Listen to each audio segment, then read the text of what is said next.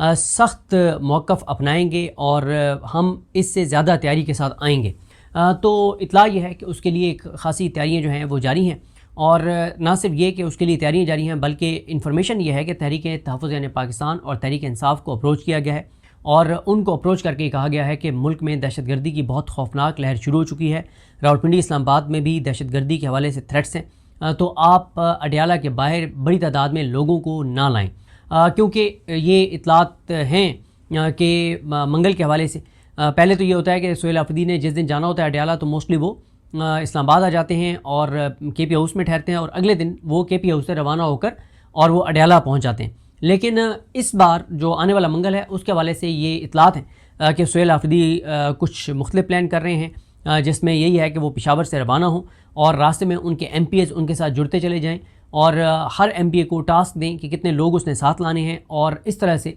कम से कम 10,000 लोगों के साथ जो है वो तकरीबन 10,000 लोग जो हैं वो पूरे पंजाब से KP से वो लाने की कोशिश करें। और अगर वो 10,000 का टारगेट रखते हैं और 5,000 भी ले आते हैं तो 5,000 भी बहुत बड़ी तादाद है। अडयाला के बाहर इतनी जो जिस तरह की जगह है तो 5,000 वहाँ पे एक बहुत बड़ी तादाद है। तो अब तहरीक इंसाफ़ और तहरीक तहफ़्फ़ुज़ यानी पाकिस्तान को अप्रोच किया गया है और उन्हें कहा गया है कि हालात बहुत ख़राब हैं, खुदा न खास्ता दहशतगर्दी का कोई वाक़या हो सकता है, तो आप मंगल के हवाले से अपना जो भी आप इस तरह का प्लान कर रहे हैं लोगों को बड़ी तादाद में लाने के हवाले से, तो इस मामले को मौखर कर दें। इतलात ये हैं कि तहरीक इंसाफ़ की जानिब से, तहरीक तहफ़्फ़ुज़ यानी पाकिस्तान की जानिब से जवाब यही दिया गया है कि आप इमरान खान साहब की बहनों को मिलवा दें, आप इमरान खान साहब को हॉस्पिटल मुंतकिल कर दें, आप इमरान खान साहब को हॉस्पिटल ले जाकर उनके फैमिली की मौजूदगी में उनका तिबी मुआयना करवा दें, तो हम ये इसको मौखर कर देते हैं, हमें कोई मसला नहीं है। लेकिन अगर ये नहीं होता तो तैयारियाँ तहरीक इंसाफ़ की जारी हैं और सूरत हाल जो है वो तसादुम और लड़ाई की तरफ भी जा सकती है, क्योंकि उसकी वजह यह है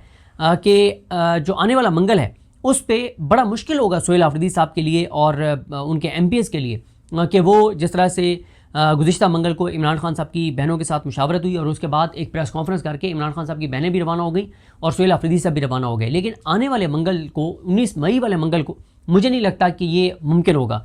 मेरा ख्याल है कि उनको बैठना पड़ेगा जब तक वहाँ पे सूरत हाल जो है वो कशीदगी की तरफ नहीं जाती, और किसी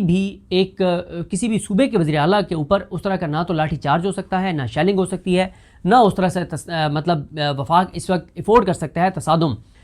वैसे ही जब आप ये कहते हैं कि दहशतगर्दी के हालात जो है वो बहुत दहशतगर्दी के वाले हालात बहुत ख़राब हैं, तो ऐसे में उस सूबे के अंदर जहाँ दहशतगर्दी की सूरत हाल है वहाँ पे आप कैसे उस सूबे के वज़ीर आला के ख़िलाफ़ कोई बड़ी कार्रवाई कर सकते हैं। मैं ये जो भी दहशतगर्दी के वाक़यात हुए इस हवाले से भी जब हम सोहेल आफरीदी साहब से पूछते हैं, हम कहते हैं कि दहशतगर्दी के इतने वाक़यात हो रहे हैं, आप देखें कि पिछले एक हफ़्ते में 70 से 75 लोग शहीद हुए, और जिनमें से 2 वाक़यात बलूचिस्तान के हैं, बाकी सब वाक़यात KP के हैं। तो उनसे जब हम पूछते हैं कि इतनी ज़्यादा दहशतगर्दी हो रही है, तो वो आगे से ये जवाब देते हैं कि इस वक्त KP के अंदर जो दहशतगर्दी के हवाले से जो पॉलिसी है वो वफाक की चल रही है। वो कहते हैं कि सूबे की पॉलिसी है ही नहीं। वो कहते हैं कि सूबे को इख्तियार ही नहीं दिया जा रहा कि वो अपनी अमन व अमान की पॉलिसी को एग्जीक्यूट करे। वो ये कहते हैं कि हमने जो जिरगा किया था, जिस जिरगे में हमने तमाम KP के स्टेक होल्डर्स को बुलाया था, उसकी जो सिफारिशात थी उनको रद्दी की टोकरी में फेंक दिया गया है वफाक की जानिब से, उस पर अमल दरामद नहीं हुआ। तो इसके अलावा ना सिर्फ मंगल के हवाले से तैयारी हो रही है, बल्कि इतलात ये हैं कि सोहेल आफरीदी साहब जो हैं वो जिरगों का एक नया सिलसिला शुरू करने जा रहे हैं। KP के अंदर जो बढ़ती हुई दहशतगर्दी है, जो अमन व अमान की सूरत हाल है, एक बार फिर वो जो है वो स्टेक होल्डर्स के मिशरान के जो है वो जिरगे बुलाने जा रहे हैं। और तीसरा, जो वफाक ने पैसे देने हैं सूबे के और वो नहीं दे रहे, इस हवाले से भी इतलात हैं कि कोई बड़ा इवेंट जो है वो पेशावर में या इस्लामाबाद में किया जा सकता है, और उस इवेंट के बाद भी तमाम स्टेक होल्डर्स को साथ ले जाकर और पार्लियामेंट के सामने जो है वो या वज़ीर-ए-आज़म ऑफिस के सामने प्रोटेस्ट भी किया जा सकता है। वो सिंबॉलिक होगा, वो वाला नहीं होगा कि बहुत बड़ी तादाद में लोगों को लाया जाएगा, नहीं। उसमें ये होगा कि जो MPs हैं और उसमें अपोजिशन की भी कोशिश की जाएगी कि अपोजिशन के भी MPs हों, सब हों, और KP के MPs अरकान असम्बली आके और अपना हक मांगें। तो उसके लिए भी कोशिश की जा रही है। आने वाले जो हफ्ता है उसमें अदालतों के ऊपर कैसे दबाव बढ़ाया जाए उसके ऊपर भी कोशिश की जा रही है, क्योंकि सुप्रीम कोर्ट से रुजू करने के हवाले से ऐलान हुआ, जो कि अभी तक सुप्रीम कोर्ट में मेरे नहीं ख्याल कि कोई दरख्वास्त सबमिट करवाई है। सलमान सफदर साहब ने बार बार सवाल उठाएंगे हम सलमान सफदर साहब के ऊपर। 30 करोड़ से ज़ायद की फ़ीस ली है। कुछ लोग तो कहते हैं इससे बहुत ज़्यादा है, 30 करोड़ तो कुछ भी नहीं है। लेकिन जिस तरह से ईमान मज़ारी का केस फैसल सिद्दीकी साहब और जिब्रान नासिर साहब और ज़ैनब जजुआ साहबा ने फ्री में जो केस लड़ा है ईमान मज़ारी का, तो करोड़ रुपए लेके सलमान सफदर साहब ने वो हक अदा नहीं किया इमरान खान और बुशरा बीबी के साथ कि वो भी ईमान मज़ारी और हादी अली चट्ठा के केस का 1.5 महीने में फैसला नहीं हुआ इस्लामाबाद कोर्ट में, तो वो जो है वो सुप्रीम कोर्ट चले गए। यहाँ पे 16 माह हो गए हैं, फैसला नहीं हुआ और अभी तक सुप्रीम कोर्ट से रजू सलमान सफदर साहब ने नहीं किया। वकालतनामे अगर दस्तखत नहीं हो रहे तो कितनी बार प्रेस कॉन्फ्रेंस करके सलमान सफदर साहब ने ये बताया मतलब खालिद चौधरी साहब से पिटीशन करवाई, बिल्कुल ठीक है, वो इमरान खान के वफादार सिपाही हैं, लेकिन ये इतना संजीदा मामला है, इसके ऊपर तो एक एग्रेसिव हिकमत अमली के साथ सलमान सफदर साहब को आना चाहिए था। लेकिन ILF कुछ प्लान कर रही है आने वाले हफ्ते के हवाले से कि अदालतों पर कैसे दबाव बढ़ाना है, उसके लिए मनसूबाबंदी की जा रही है। हामिद खान साहब को भी कहा जा रहा है कि इमरान खान साहब ने आपको क्योंकि इख्तियार दिया था कि आप बार के जो उम्मीदवार हैं वो नामजद करें, आपने किए, तो अब आप आगे बढ़ें, आप सबको इकट्ठा करें और अदालतों पर दबाव बढ़ाएं, वो चीज़ भी है। तो जिस तरह से मैंने आपको अर्ज़ किया कि आने वाले हफ्ते में बहुत ही ज़्यादा हैपनिंग्स होंगी। अगर तो उससे पहले कोई ब्रेक थ्रू हो जाता है, कोई अंडरस्टैंडिंग हो जाती है, तो वो एक अलग बात है, वरना तहरीक इंसाफ ने जो फैसला किया है, जो पिछला मंगल था, गुजरा हुआ मंगल था, जब इमरान खान साहब की बहनों ने अप्रिशिएट किया, तो उसके बाद अब तहरीक इंसाफ की मरकज़ी क़यादत ने भी, अरकान असम्बली, सबको इस बात का एहसास हुआ है कि अब हमें जो है वो हर एक को अपना किरदार अदा करना है। और आमिर डोगर साहब के साथ भी मुलाकात की गई है, उनको कहा गया कि आप लोग कौमी असम्बली ना चलने दें, सेनेट में सेनेटर्स जो हैं वो एहतजाज करेंगे। इसी तरह से KP जो है वो अमन व अमान के ऊपर भी वफाक को टफ़ टाइम देगा, NFC में जो उनका शेयर है उसके ऊपर भी टफ़ टाइम देगा, कबायली इलाकों को जो पैसे नहीं दिए जा रहे उस पर भी टफ़ टाइम देगा। इसी तरह से इमरान खान साहब के मामले पे भी एक्टिव होंगे, अदालतों के ऊपर भी दबाव बढ़ाया जाएगा, तो अवामी इशूज़ जो हैं उनको भी हाईलाइट किया जाएगा। तो तहरीक इंसाफ और तहरीक तहफ़्फ़ुज़ पाकिस्तान इस वक्त तो हमें नज़र आ रहा है कि वो दोबारा एक्टिव हो रहे हैं और वो एक मोमेंटम बनाना शुरू कर चुके हैं। गो के उनको टाइम लगेगा, उसकी वजह यह है कि तहरीक इंसाफ की क़यादत, तहरीक तहफ़्फ़ुज़ पाकिस्तान की क़यादत, वो 1.5 महीना जो दरमियान में 2 महीने के गैप आया, उसकी वजह से दोनों की क़यादतें जो हैं वो डिस्क्रेडिट हुई, सोशल मीडिया उनसे दूर हो गया। तो अब उनको टाइम लगेगा अपने आप को जो है वो थोड़ा सा अपनी क्रेडिबिलिटी बहाल करके और दोबारा सोशल मीडिया को साथ मिला के और पूरे पाकिस्तान में अपने पैगाम भिजवाने के हवाले से। तो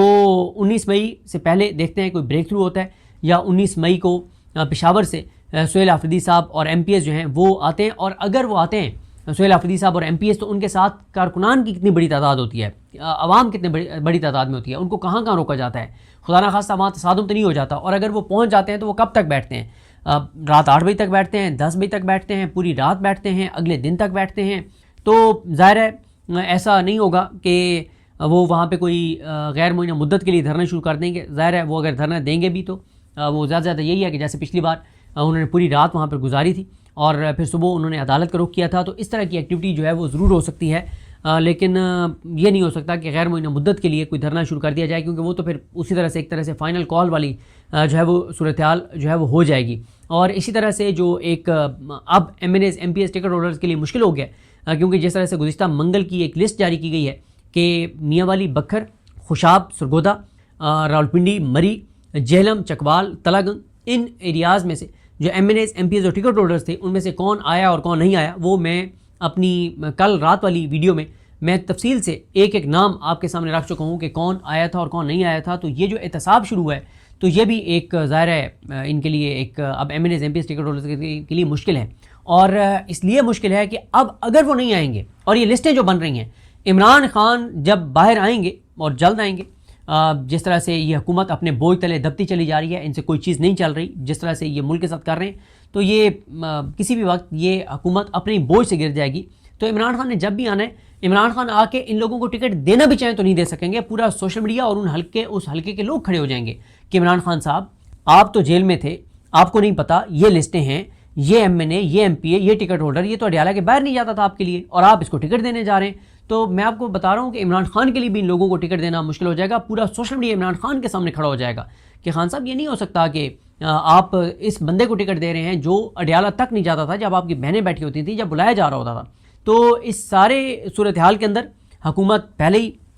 हर हवाले से फंसी हुई है। बजट का मौका है, अभी आप देखेंगे कि सरकारी मुलाजमीन का एहतजाज शुरू हो जाएगा, हर तरफ से मुतालबात आने लग जाएंगे। किसान पहले ही अनाउंस कर चुके हैं कि 10 को वो पंजाब असम्बली का घेराव करेंगे। तो किसी और पिछले बजट से टफ बजट होगा, क्योंकि 10-12 शराइत जो ये मान आए हैं वहाँ पे वाशिंगटन के बंद कमरों में, वो किसी को भी नहीं पता कि वो शराइत क्या ये माना है और उन शराइत के बाद अवाम के साथ क्या होगा। अवाम की तो पहले ही सकत ख़त्म हो गई, किसान की तो पहले ही सकत ख़त्म हो गई है, इंडस्ट्रियलिस्ट तो पहले ही परेशान है, एक्सपोर्ट्स तो पहले ही गिर रही हैं और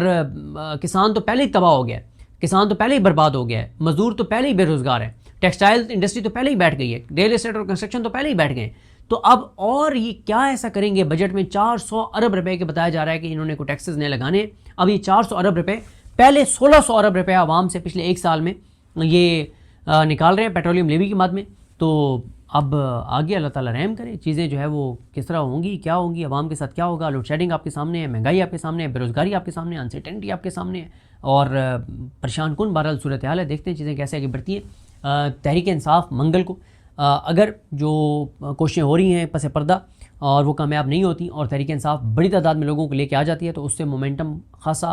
बढ़ जाएगा। तो देखते हैं चीज़ें कैसे आगे बढ़ती हैं। मुझे अपनी दुआ में याद रखें। अल करीम हम सबका हामी नासर। अल्लाह हाफ़िज़।